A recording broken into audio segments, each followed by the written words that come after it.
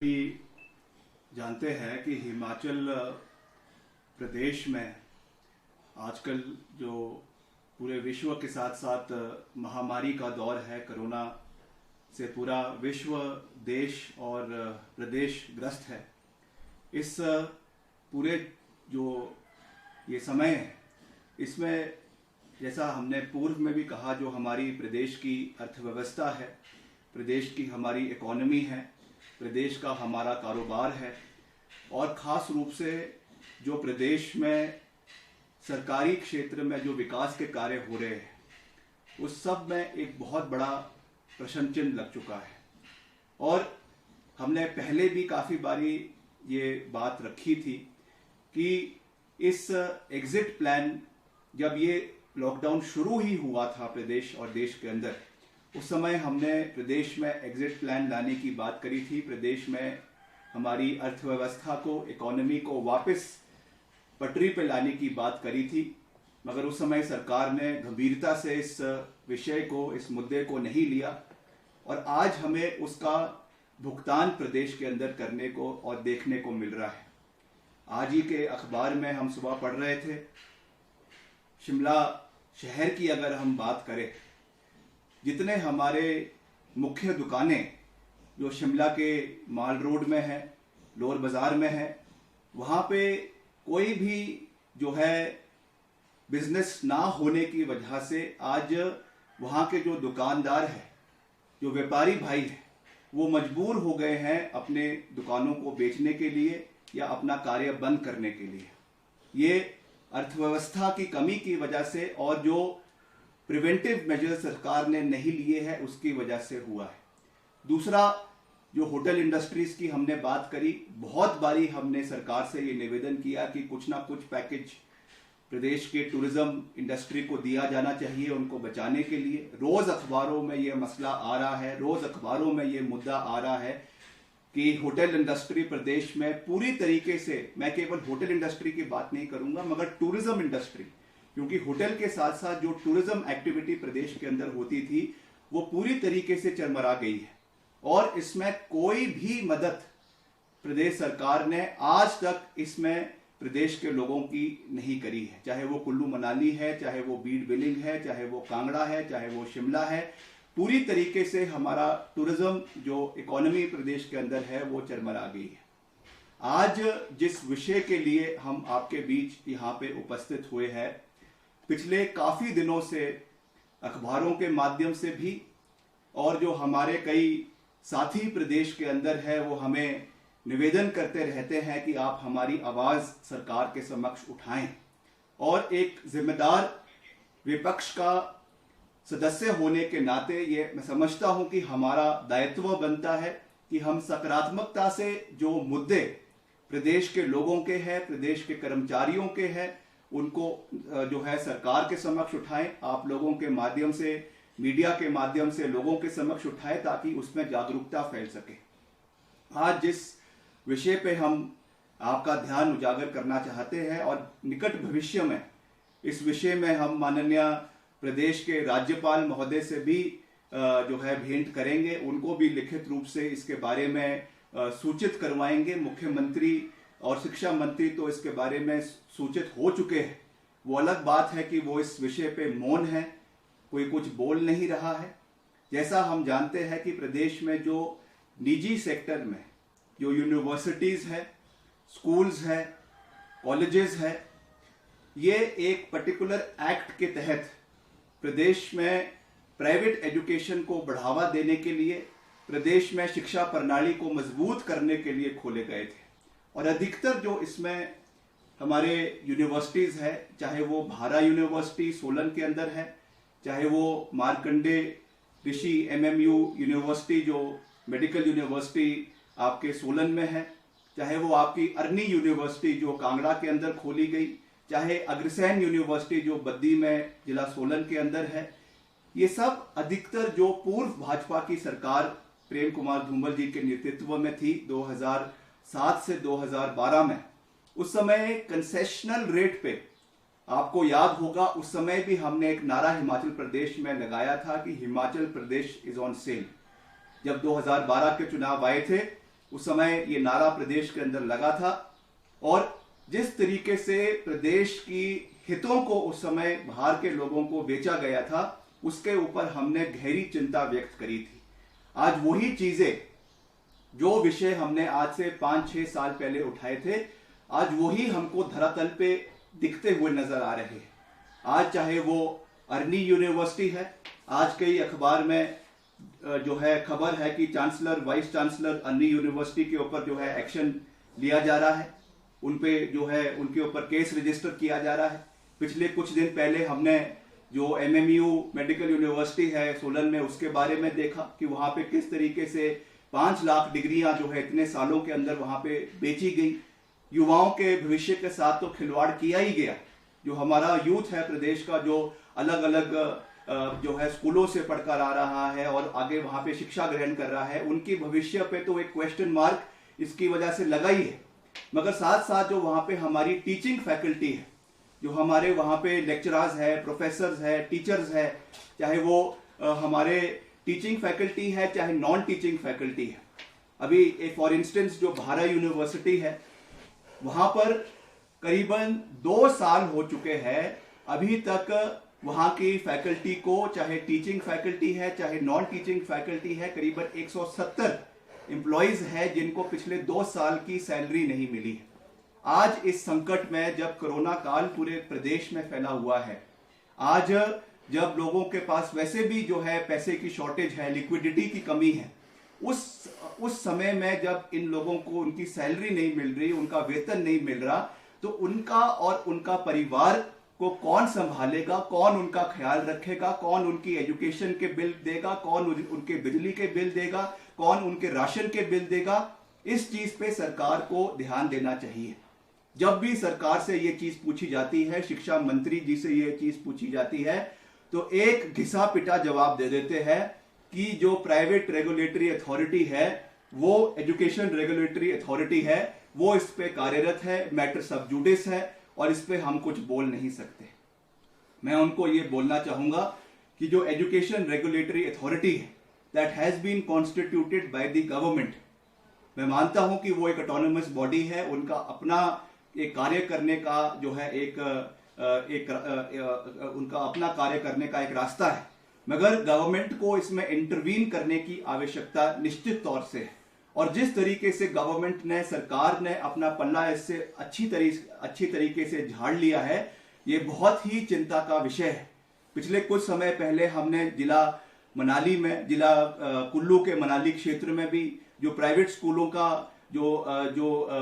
Exorbitant fees ली जा रही है, इस पे भी हमने इस विषय को देखा। इसमें भी जो हालांकि सरकार ने कहा है कि केवल ट्यूशन फीस ली जाएगी, 23 मई को जो कैबिनेट की बैठक हुई उसमें साफ किया गया था कि केवल ट्यूशन फीस ही प्राइवेट स्कूलों द्वारा ली जाएगी, मगर इसकी अवहेलना, सरासर इसकी अवहेलना प्राइवेट स्कूल द्वारा करवाई जा रही है। इसमें जो उनको मेंशन करना चाहिए, जो ट्रांसपेरेंसी होनी चाहिए कि आप स्पोर्ट्स फंड के लिए ले रहे हैं, बिल्डिंग फंड के लिए ले रहे हैं, इलेक्ट्रिसिटी चार्जेस के लिए ले रहे हैं या आदि किसी और चार्जेस के लिए ले रहे हैं, ऐसा कोई मेंशन इनके द्वारा नहीं किया जा रहा। और एक बल्क फीस जो है अधिकतर प्राइवेट स्कूलों द्वारा ली जा रही है। आज एक और तो जो हमारा गवर्नमेंट स्कूल से प्राइवेट स्कूलों की ओर जो है पलायन स्टूडेंट्स का हो रहा है, ये भी एक चिंता का विषय है कि जो हमारे गवर्नमेंट स्कूल्स का स्टैंडर्ड, जो हिमाचल प्रदेश का पूरे देश में एक समय पे नंबर 1 पे था, आज क्या कारण है कि आज प्राइवेट स्कूलों में जो है गवर्नमेंट स्कूलों के छात्रों का पलायन यहां पे हो रहा है। और दूसरी ओर जो शोषण, जो एक्सप्लॉयटेशन एजुकेशन के नाम पर जो है इनका स्टूडेंट्स का हो रहा है, जो हमारे पेरेंट्स का हो रहा है, इस पे सरकार को जो है कोई भी सरकार की ओर से इसमें प्रिवेंटिव मेजर्स आज तक नहीं लिए गए हैं। तो निश्चित तौर से इस मुद्दे को, क्योंकि माननीय राज्यपाल महोदय प्रदेश के जितनी भी यूनिवर्सिटीज है उसके चांसलर भी है, और उस परिप्रेक्ष्य में हम उनसे ये निवेदन करेंगे कि जितनी भी ये यूनिवर्सिटीज है, चाहे वो भारा यूनिवर्सिटी है, चाहे वो अर्नी यूनिवर्सिटी है, चाहे वो एमएमयू यूनिवर्सिटी है, उस पर जो कार्रवाई हो रही है वो तो रेगुलेटरी कमीशन द्वारा हो, उसको लॉजिकल कंक्लूजन तक पहुंचाया जाए, पहली बात। और दूसरा, जो वेतन 2-2 साल से वहां के एम्प्लॉयज को नहीं मिला, उनकी क्या गलती है। मैं सरकार से ये पूछना चाहूंगा कि उन लोगों की जो वहां पे एम्प्लॉयज है उनकी क्या गलती है कि उनको उनके जो प्रोप्राइटर्स है मालिकों का भुगतान उन लोगों को क्यों करना पड़ रहा है, ये हमको आज सरकार से पूछने की आवश्यकता है। तो निश्चित तौर से इसके साथ साथ जो हमारा intermediate centre for distance education open learning है हिमाचल प्रदेश यूनिवर्सिटी में ICDEOL, वहां पर भी एग्जॉर्बिटेंट फीस जो पिछले सेमेस्टर में करीबन 3,720 रुपए हुआ करती थी, आज एग्जाम फीस को मिलाकर वो 6,000 रुपए हो चुकी है।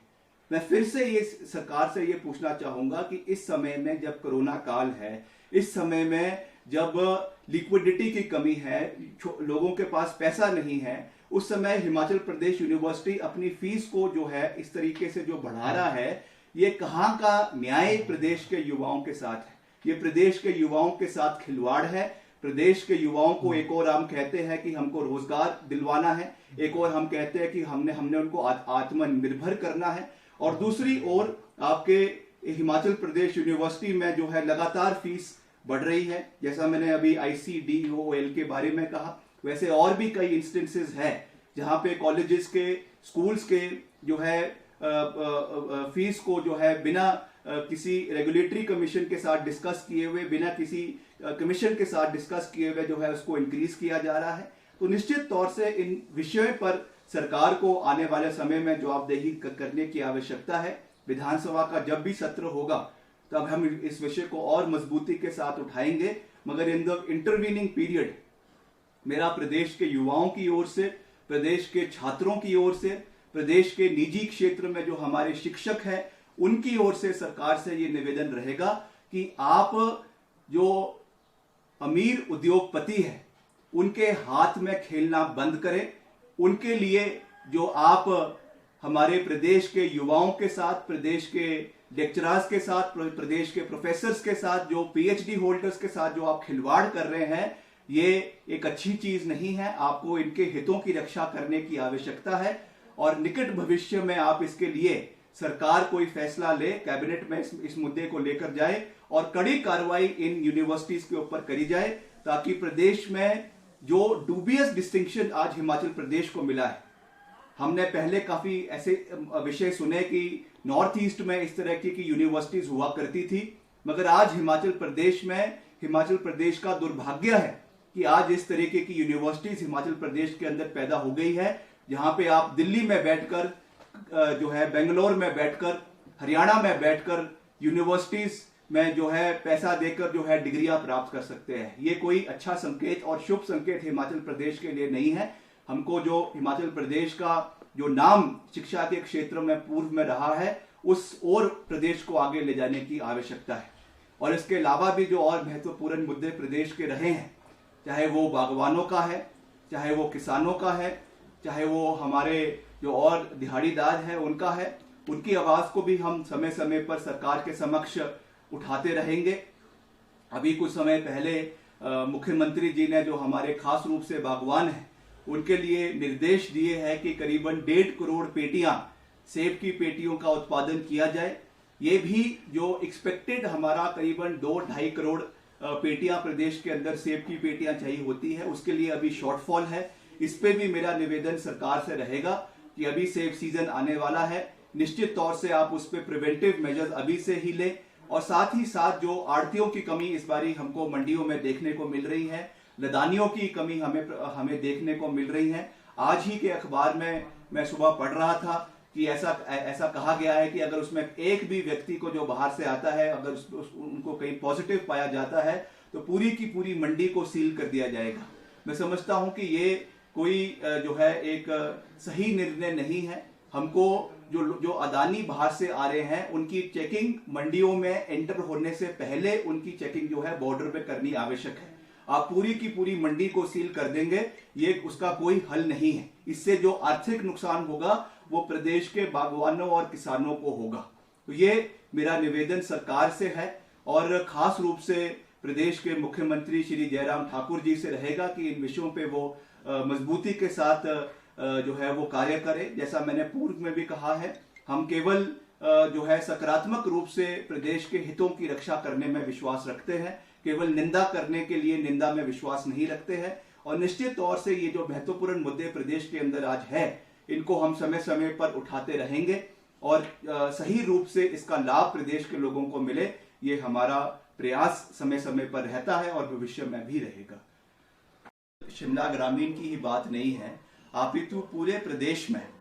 जो कोरोना की वजह से अफसरशाही पूरी तरीके से जो है वो ध्वस्त पड़ चुकी है। खुद मुख्यमंत्री जी को इंटरवेंशन करना पड़ रहा है और डायरेक्टिव देना पड़ रहा है प्रदेश के अफसरशाही को, प्रदेश के कर्मचारियों को, कि वो समय पर अपने सचिवालय में आए, अपने डिपार्टमेंट्स में आए और कार्य शुरू करें। ये जो लेट लतीफ हमारे अफसर हो चुके हैं, ये जो आलसी एक आलस जो हमारे सरकारी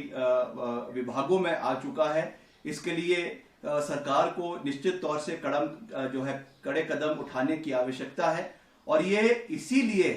जैसा हम समय डे 1 से कहते आए हैं, जो मुख्यमंत्री कार्यालय की जो कमांड जो प्रदेश में अफसरशाही पर होनी चाहिए वो नहीं है, और उसकी वजह से उसका भुगतान आज प्रदेश की जनता को करना पड़ रहा है। जो कमांड, जो अथॉरिटी मुख्यमंत्री कार्यालय की लोगों के ऊपर होती है, आज ही के अखबार में हम पढ़ रहे थे कि कुछ मुख्यमंत्री कार्यालय के जो अधिकारी हैं, कुछ उनके निजी जो स्टाफ है, वो अलग अलग डिपार्टमेंट्स में जाकर, सचिवालय में जाकर जो है कर्मचारियों को धमका रहे हैं और अपने काम या अपने जो उनके निजी लोग हैं उनके काम करने के लिए उनको जो है फोर्स कर रहे हैं। ये जो गुणवत्ता और जो अथॉरिटी मुख्यमंत्री कार्यालय की होती है, इसकी वजह से इरोड हो रही है। इस चीज पे हमें मजबूत कदम उठाने की आवश्यकता है, मुख्यमंत्री जी को मजबूत कदम उठाने की आवश्यकता है, ताकि जो मुख्यमंत्री कार्यालय की गरिमा है वो बनी रहे और जो अथॉरिटी है वो बनी रहे, ताकि सही रूप से जो इस तरीके का एक जो लेट लतीफपन का और एक जो है वो जो सेटअप जो सरकार के अंदर आ चुका है, हम कोई भी अगर एक्सीएन से बात करते हैं, कोई एसडीओ से बात करते हैं, एससी से बात करते हैं, तो सीधा जवाब मिलता है कि अभी हमारे पास कोई पैसा नहीं है और कोरोना की वजह से ना कोई ठेकेदार आ रहा है। रोड मेटलिंग की बात करते हैं तो कहते हैं कि लेबर जो राजस्थान से आती है या आपके हरियाणा से आती है वो हिमाचल में नहीं आ रही है। तो इन सब चीजों पे सरकार को मजबूती के साथ कार्य करने की आवश्यकता है। प्रदेश की सड़कों की हालत जो है बहुत बुरी है, उस पर कोई मेटलिंग टायरिंग नहीं हो रही है। जो नई सड़क बननी है वो तो बहुत दूर की बात है। जो एनुअल मेंटेनेंस प्लान में जो पैसा आता है उसके भी सड़कों की मेंटेनेंस नहीं हो पा रही है। नए प्रोजेक्ट तो बहुत दूर की बात है। तो मैं यही कहना चाहूंगा अंत में कि ये जो जयराम सरकार है, इसको इतिहास के पन्नों में रिबन काटने वाली सरकार जो है वो सरकार जो प्रदेश की जनता याद रखेगी। 2-2.5 साल तो उन्होंने केवल जो पूर्व में कांग्रेस पार्टी की सरकार ने, वीरभद्र सिंह जी ने जो कार्य किए, 2-2.5 साल तो केवल उसके रिबन काटे और अगले 2-2.5 साल जो है कोरोना काल में बीत जाएंगे और इनकी शासन काल में केवल इनकी जो सबसे बड़ी उपलब्धि रहेगी वो फीते काटने की रहेगी। उसके अलावा कोई भी कार्य इनकी सरकार में, इनकी शासन काल में प्रदेश के अंदर नहीं हुआ है।